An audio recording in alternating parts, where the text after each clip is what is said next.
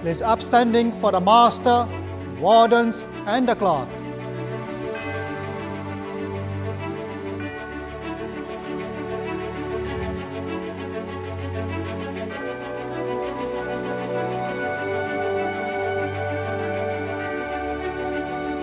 Pray silence for the Master.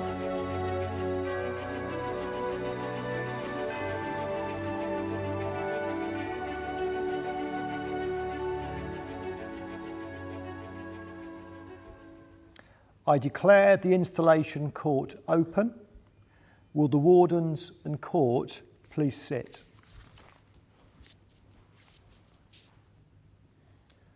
"2020 for all of us has been a year of huge contrasts with unprecedented challenges.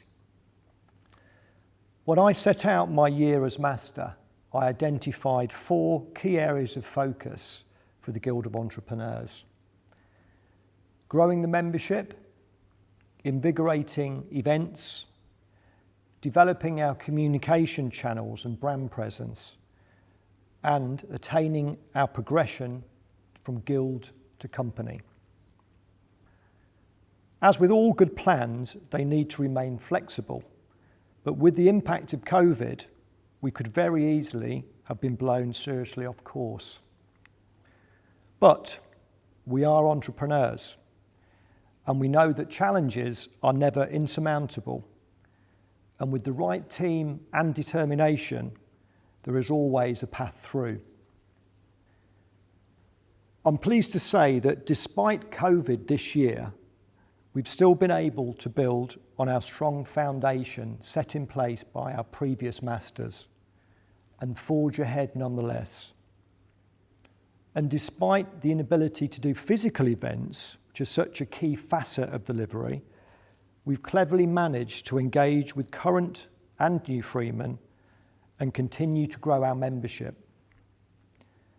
Our new best friend Zoom has also allowed us to host a series of virtual events throughout the year, including our Jolly Isolator social drinks, as well as our court meetings. And our newly launched podcasts and webinar series have grown our social media reach and allowed us to leverage the experience of our great freemen to share their knowledge and insight. Turning to our progression from guild to company, I'm delighted that we have managed to raise the £150,000 required of funds for our charitable trust. Thank you to all of those who have contributed so generously.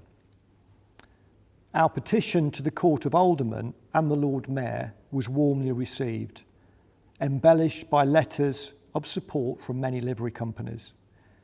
And their decision was unanimous to elevate us from guild to company. This is a significant milestone on our journey to livery, and one that would have made our founder, Dan Doherty, very proud indeed.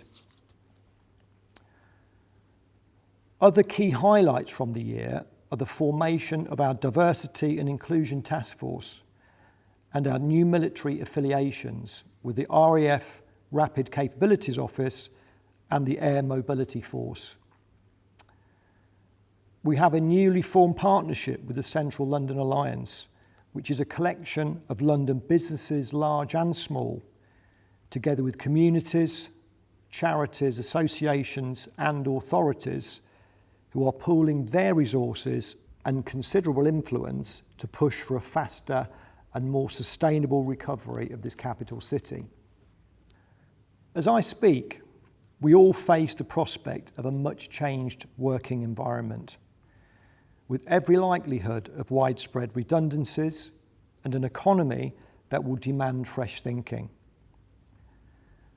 As we know, in the face of these challenges, innovative ideas and new opportunities will emerge. and budding entrepreneurs will play a leading role in developing them. We at the Company of Entrepreneurs are perfectly positioned to provide tangible support to help foster the ideas and develop those delivering against them. We have the opportunities to bring our skills to the fore and play our role. Entrepreneurship, in my opinion, has never been more important.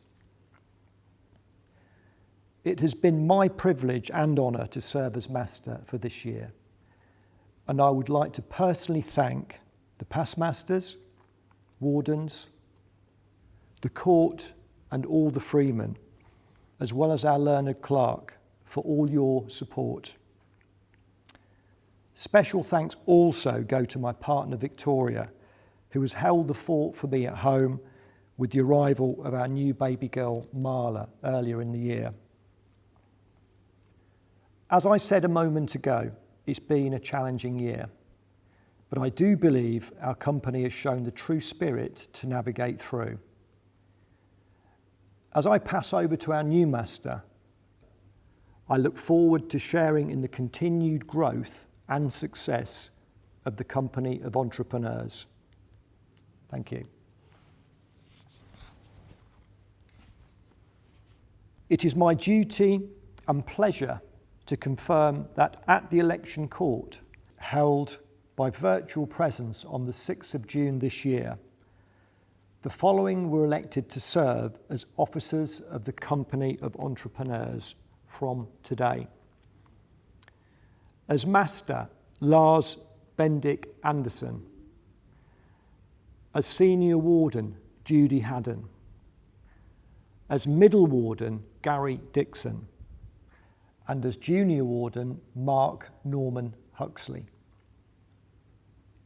Would the Master Designate please step forward?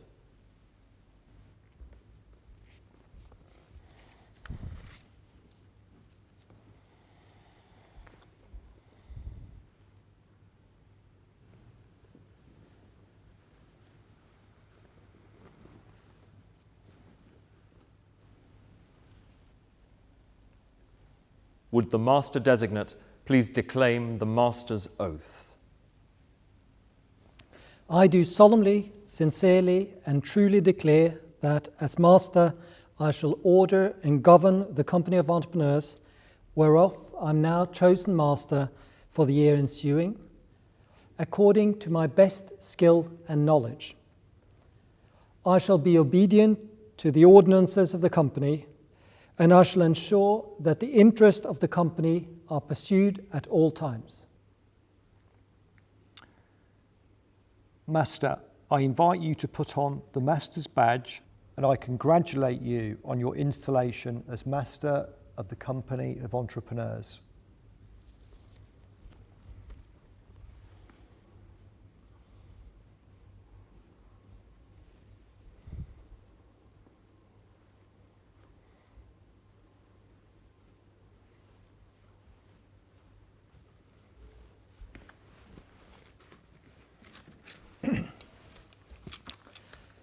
Rick, I invite you to put on the immediate past Master's badge.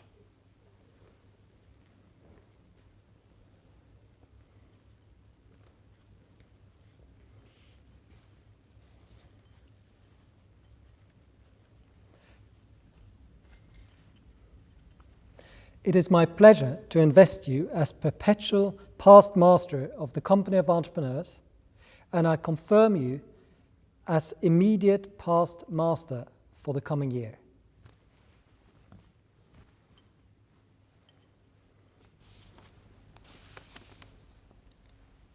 Would the Senior Warden Designate please stand and put on the Senior Warden's robe?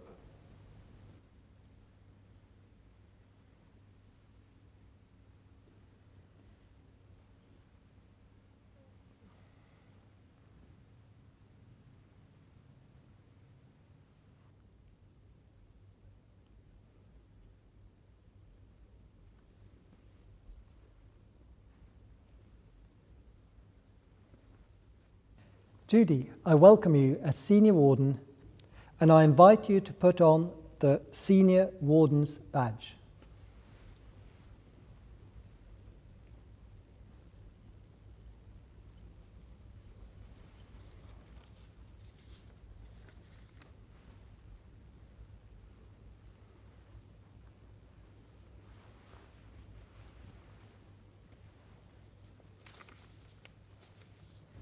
I call on the Middle Warden Designate. Gary, I welcome you as Middle Warden and invite you to put on the Middle Warden's badge.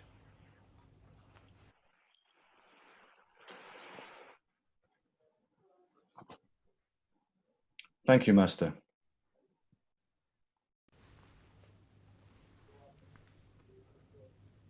I call on the Junior Warden Designate. I do solemnly, sincerely, and truly declare that, as Warden, I shall order and prosper the company of entrepreneurs according to my best skill and knowledge. I shall support the Master, I shall be obedient to the ordinances of the company, and I shall ensure that the interests of the company are pursued at all times. Mark, I welcome you as Junior Warden and invite you to put on the Junior Warden's badge.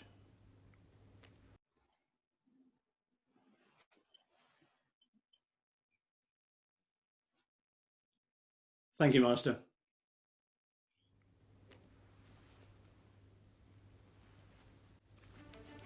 I now declare the installation court closed.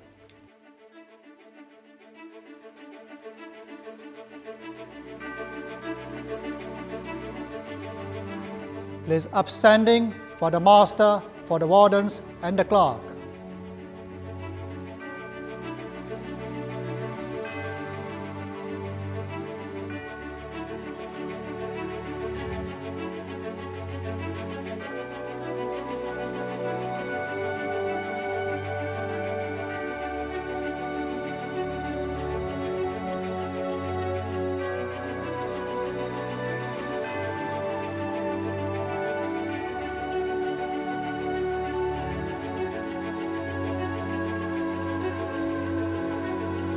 Creator God, who saw potential in your creation and worked throughout the ages to lead us to fullness of life, we give thanks for this company of entrepreneurs as we celebrate the past year of growth and development.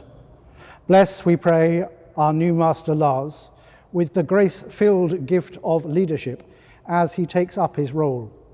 Grant him wisdom, vision, and energy in all that he does, that he may excel in his year with the support of his wardens, court, and officers. And bless us all as members of this fellowship with confidence for the future and a commitment to play our part, that we may truly live up to our promises to the company and to the City of London. Amen.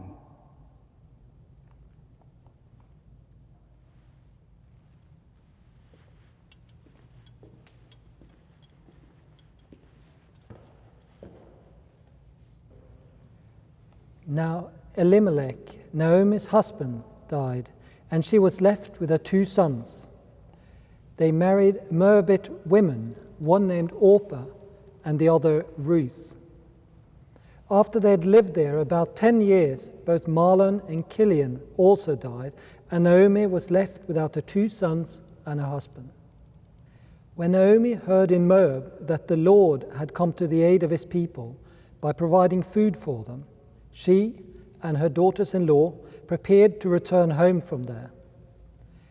With her 2 daughters-in-law, she left the place where she had been living and set out on the road that would take them back to the land of Judah. Then Naomi said to her 2 daughters-in-law, "Go back, each of you, to your mother's home. May the Lord show you kindness, as you have shown kindness to your dead husbands and to me."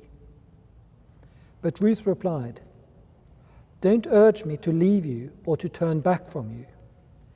Where you go, I will go, and where you stay, I will stay.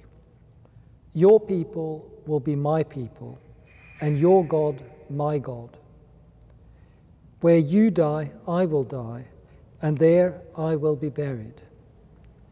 May the Lord deal with me, be it ever so severely, if even death separates you and me."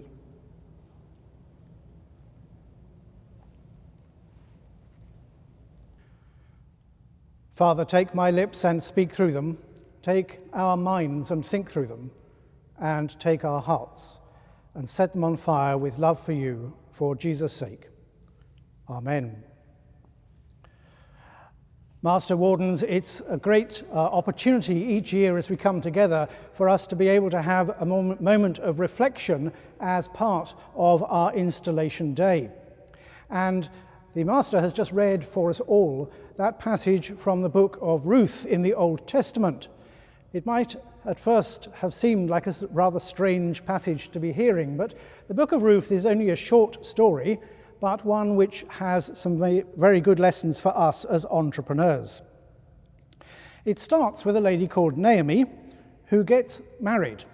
She is a Jewess in Bethlehem, and she and her husband had 2 sons, but then there was a great famine in the land of Israel.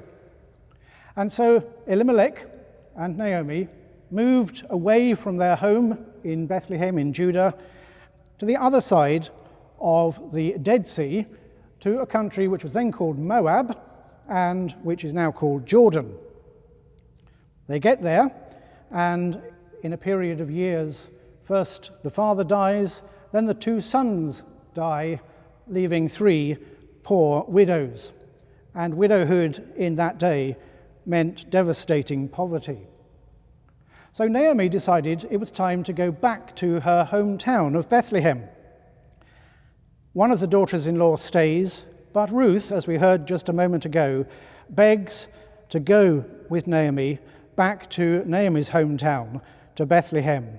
Where you go, I will go, or to put it another way, I will not leave you.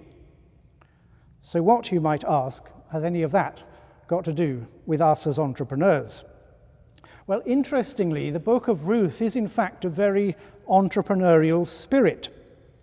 Ruth, when she gets into back into Judah at Bethlehem, starts to survive by gleaning at the edges of fields. As the fields were harvested, those who had no income were allowed to pick the bits and pieces from the edge of the field.